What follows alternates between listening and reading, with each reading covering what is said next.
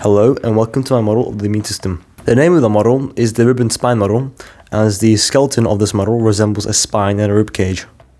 The model here is 1 meter wide and 18 centimeters tall. The materials used is a stainless steel wire which forms the skeleton of it. It uses aluminium foil as a wrapping base and a layer of clay which I use to paint on and to mold. My model here represents the body's response to pathogens and its different stages of infection.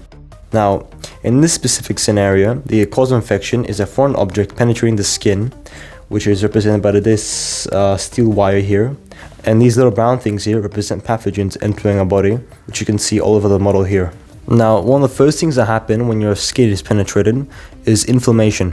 Inflammation is when your body increases blood flow to a specific area in your body, which increases body temperature in that specific area and causes swelling. This yellow ball here represents a mast cell, which drastically increases the rate of inflammation in that specific area. Inflammation in this model is represented by this red cloud here. Pathogens are quite sensitive to changes in their environment, so inflammation kills a lot of pathogens before they even have a chance to infect any cells. Macrophages, which are represented by this red ball there, act as the bodyguards of the immune system. Macrophages are relatively very large, and they eat bacteria and other pathogens in a process called phagocytosis. Phagocytosis is basically when a phagocyte envelops something in its membrane, it recycles what it can use and it disposes of what it cannot. An analogy is the digestive system, where you eat something, it goes into your body, acid breaks it down, and you let it all out in the toilet. Next up are neutrophils, which are represented by this blue cell here. Neutrophils are in the same family as macrophages, but they are much more dangerous and reckless. They pose a very large threat to pathogens, but also to your own body. When neutrophils explode, they release something called a net. A net, which is represented by this stringy thing there, is a physical barrier for pathogens to cross, and if they go into it, they'll die. It's very toxic. But it's also very harmful to your own cells as well. So that's why they're very reckless and dangerous to you. This purple cell here is a dendritic cell. A dendritic cell is kind of a messenger between the innate immune system, which is all the things we covered here, and the adaptive immune system, which is the things that we're going to go to next. Dendritic cells spend their entire lives basically sipping through your body's fluids, and if they detect any signals of infection, like remnants of bacteria, viruses, or your own body cells, they'll try to collect as much antigens as they can, like samples of the virus or pathogen, and they'll take it and they'll jump through a lymph node and they'll travel to a very specific T cell here in a lymph node. The reason why they have to be very specific is that if they pick the wrong one, it will not work at all. This process can take a few days. A naive T cell is represented by this darkish green blob here, while a helper T cell is represented by this green one here. The helper T cells, once reached a certain amount, split into two groups.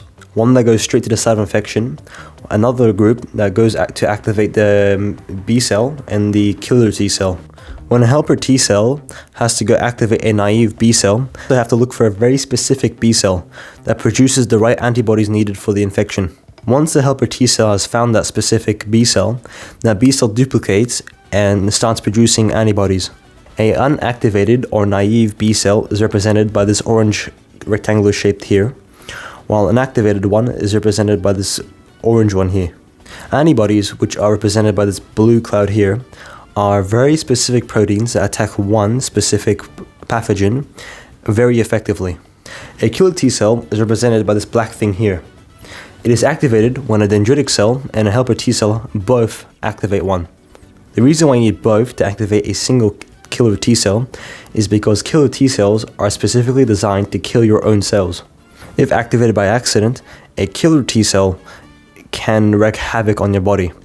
The reason why a killer T cell is designed to kill your own cells is because an infected cell can produce a lot of pathogens, and if a killer T cell can kill an infected cell, it cannot produce any more.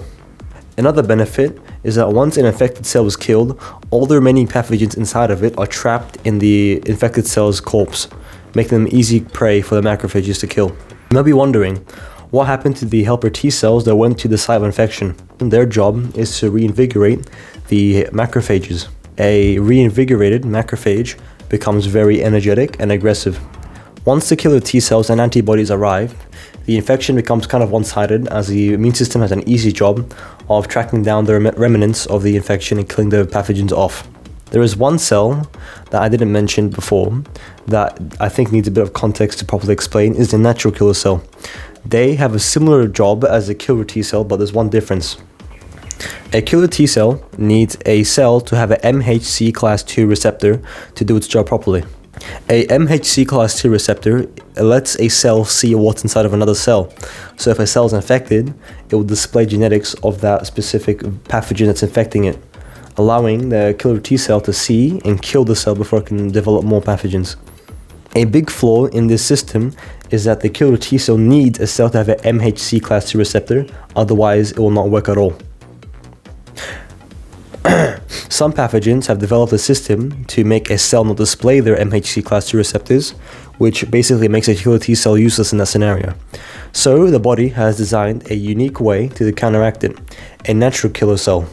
A natural killer cell, which is represented by this black one here without the spikes, is a cell that specifically looks for an MHC class II receptor. It only checks if it has one, not what's in it.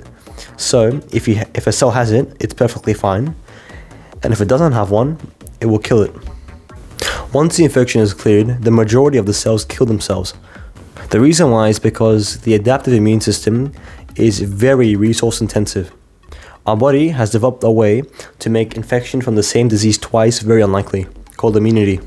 Immunity is when a helper T cell and a B cell don't kill themselves and convert into a memory cell. A memory B cell, which is represented here as this brownish rectangle, and a memory T cell is represented by this silver here. A helper T cell stays at the site of infection, and if the same pathogen comes again, it will organize a much more effective response. Memory B cells continue to produce antibodies, but at a much slower rate. The vast majority of the information I've used in this model is available in this book here called Immune by Philip Dedemer.